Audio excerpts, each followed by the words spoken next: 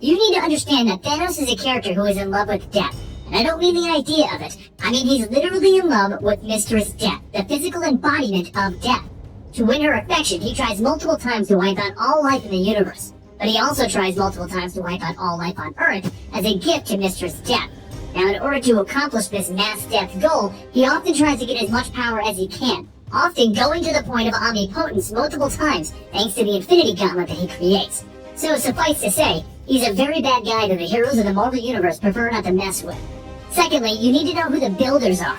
They are one of the oldest races in the universe, or maybe even the multiverse. They go about building and creating worlds as they see fit, something the Celestials also do. But the Builders also created the Superflow, which creates white events, which are blinding flashes of light that changes everything. Sometimes it gives powers, sometimes it destroys things. I know it's very vague, but so are the Builders. What you need to know for this is that they create and destroy things. Third, you need to understand who the Inhumans are. The Inhumans are the result of a Kree experiment on early human life. They tried to produce a genetically advanced Inhuman race. Due to a prophecy of theirs, they abandoned the project early on. Eventually, the Inhumans discovered the Terrigen Mist and discovered that once exposed to this, it would give them extraordinary powers. But this would also lead to deformities and problems for them. So they chose to selectively breed amongst themselves to get rid of these problems, and hoard all of the Terrigen Mist at their floating city of Attilan, which is run by their king, Black Bolt.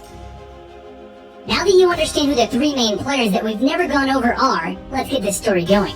Things begin with an Outrider arriving at Earth to look for our secrets. Now, an Outrider is a genetically created assassin who is created to serve their master.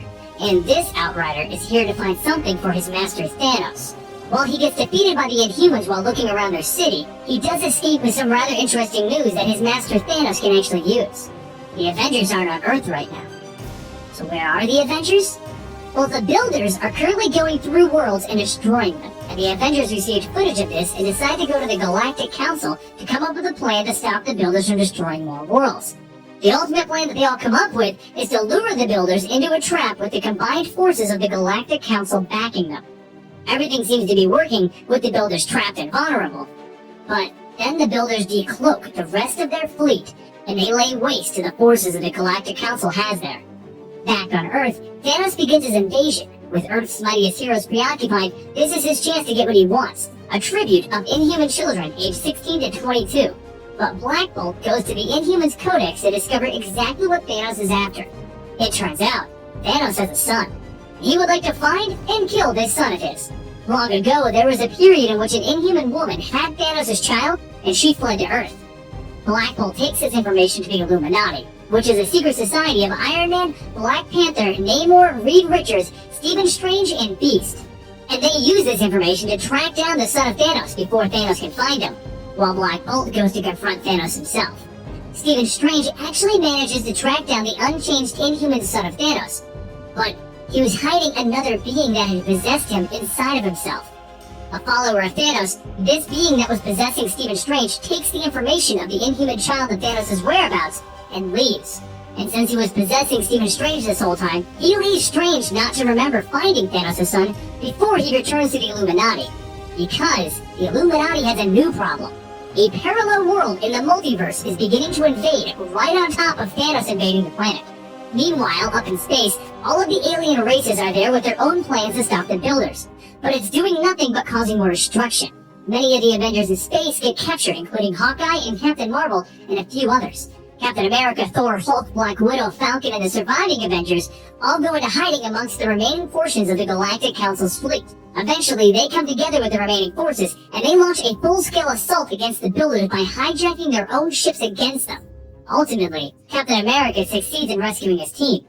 This isn't the end of the Builders. Back on Earth, Thanos goes to the floating city of Attilan and gives Black Bolt an option. Surrender the children to him, or he'll destroy everything. Black Bolt responds by talking. You see, Black Bolt normally has to whisper because his voice can destroy anything. Well, Black Bolt refuses Thanos by yelling, and he destroys the entire city of Attilan. The city falls down to New York beneath it, but that's not the worst part. It was housing the Terrigen bomb. Once Black Bolt's voice sets off the bomb, the Terrigen Mist go over the entire world, and anybody who had potential to be an Inhuman is suddenly granted powers. Even this couldn't stop Thanos, though, as he begins to beat down Black Bolt, asking for the location of his son. "Take your secrets to the grave," he shouts as he slams Black Bolt into the ground. What Thanos doesn't realize is no one, including Black Bolt, knows who Thanos' son really was. Well, Thane now has his powers awakened. Back up in space, Captain decides it's time to surrender. He sends in Thor, hammerless, to bow and surrender to the Builders.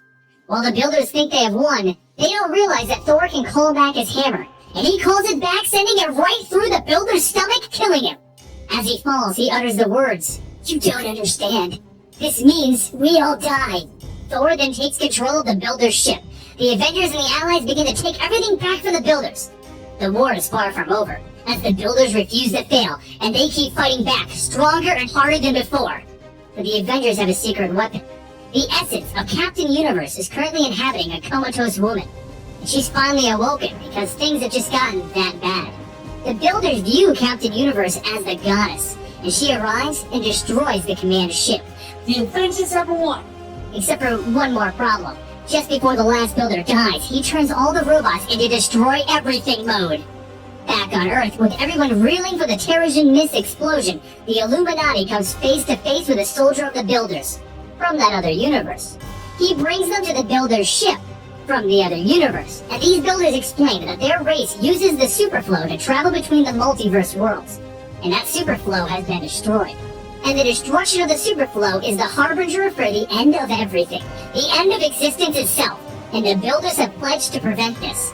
He then tells them that the Builders of this world were just defeated by the Avengers in space. Go Cap!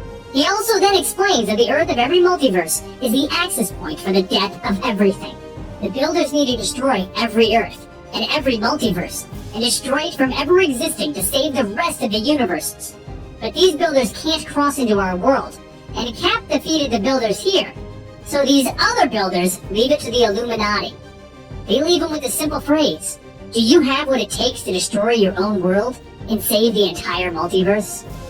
Back up in space, the Avengers pushed onward and defeated all of the self-destructing robots and rescued all of the worlds. They dub every world that they save an Avengers world. They then decide to return to Earth, for there is one more world that needs saving, and nothing can stand in their way as they push their way through every blockade and force that is in their way. Damn you Avengers, you're just so damn effective. Back on Earth, we now go to Thane, the son of Thanos. He has been granted his powers finally by the exploding Terrigen bomb. The being that was possessing Doctor Strange is also there, though. The Whisperer explains that Thanos seeks death, but he has spawned death. Thane is not a healer. He is a being of destruction. Meanwhile, Thanos takes Black Bolt and rigs him into an antimatter bomb over at Wakanda. Thanos will find his son, and just then he gets the information of where his son is from the Whisperer. Thanos arrives and confronts Thane. When asked why he's hunting his son trying to kill him, Thanos simply replies that Thane's existence haunts him. While this is going on, the Illuminati manages to break through Wakanda and get to the room with the bombs, only to find Black Bolt being mind-controlled. After all of this, Doctor Strange is a little pissed. But they do manage to pull through, and they stop the bombs from ever going off. Over at Thanos and Thane, Thanos is about to get away with his son when, boom, the Hulk arrives. Guess who's home, folks?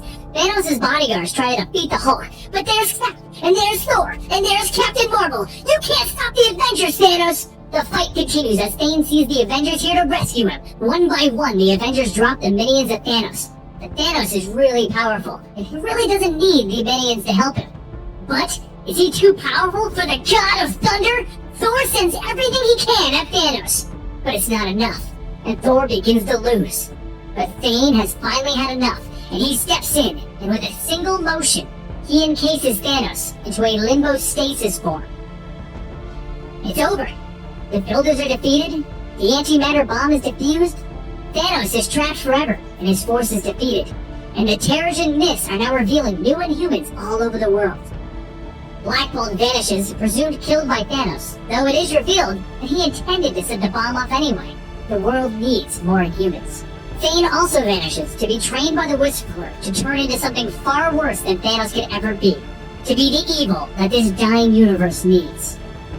But what of the fact that the universe is done? What of the multiverse? Well, we'll find out in later stories, because this is where this one ends.